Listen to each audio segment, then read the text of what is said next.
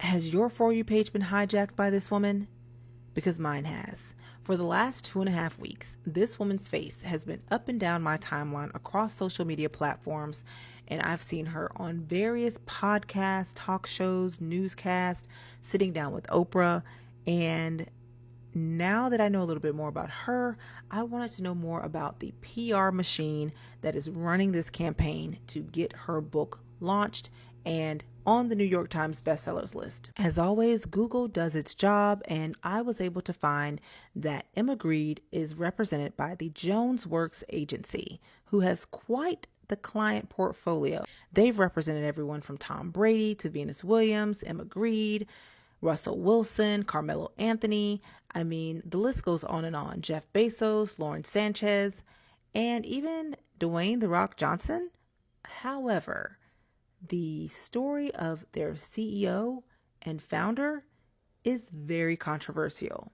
I couldn't find anything about her or their staff on the website. It just talked about their work and the clients that they've served. But I did a little bit more digging, and here's what I came across. First and foremost, their Google reviews. 1.7 stars with comments that mention that they're unethical and that they violate client confidentiality. And as an award-winning crisis communications and PR strategist, I found that to be very alarming. But I'm also the founder and CEO of my own PR agency. So I know firsthand as a businesswoman and an entrepreneur that this type of review is detrimental to your organization. So why do they have 1.7 stars, and what led to the clients, or maybe the trolls, saying that they're violating client confidentiality? This is Stephanie Jones. She has built one of the most powerful celebrity PR agencies in America, and it's starting to fall apart, which is very interesting because it takes a lot of work to get the clientele that she has. Well, for starters, Stephanie grew up in Arkansas. She moved to New York in 2001, started her career doing data management at Donnie Duche's ad firm, and you might know him from CNBC, but she spent about 10 years there, where she learned how the media and PR world worked. Then she broke out on her own and founded JonesWorks, and she built it fast. From 2011 to 2012, she was able to secure clients such as Dwayne "The Rock" Johnson and Scooter Braun. By 2018, she was working with Tom Brady, and by 2021, Jeff Bezos. And at its peak, JonesWorks was a 42-person agency with offices in New York and Los Angeles, and it was named one of the top 50 PR agencies in America. Honey, I am impressed. Here's one thing that the JonesWorks client roster doesn't show you. Business Insider spent several months interviewing former employees, clients, and industry peers for a major expose.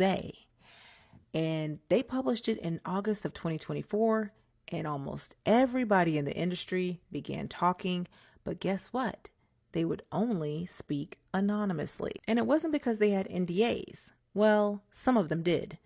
But it was mostly because one person told Business Insider that they were suspicious that Jones had hired people to pose as reporters to find out who was talking about her. Someone else said, and we're quoting directly, that could this be Jones trying to entrap Business Insider? Former employees described where Jones would ask her assistant to turn the music up so no one could hear her screaming through her glass-walled office. The environment was described as a place where I don't think there was one day in the office that someone wasn't crying, and even one person said that they cried in the bathroom every single day. That sounds like a nightmare. Interestingly enough, JonesWorks didn't hire an HR person until 2024. They were founded in 2011. That is 13 years and a 42-person company without an HR department.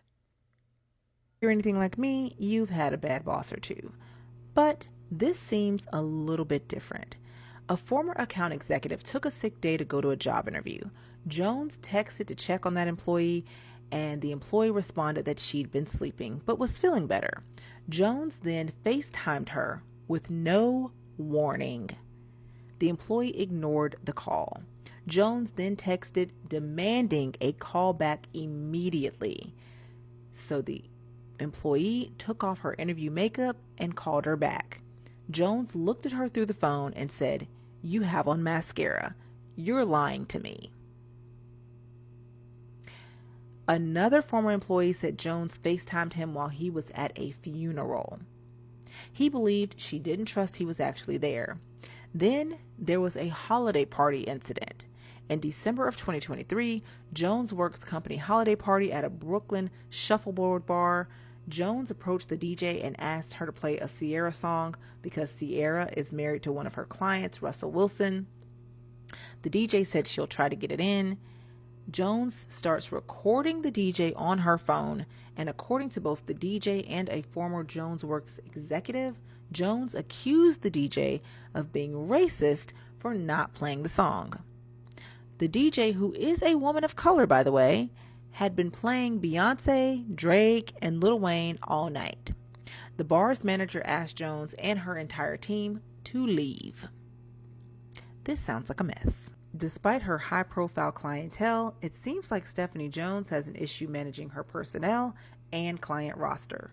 In part 2, we'll break down how she found herself in the middle of Blake Lively and Justin Baldoni's messy lawsuit that stemmed from It Ends With Us.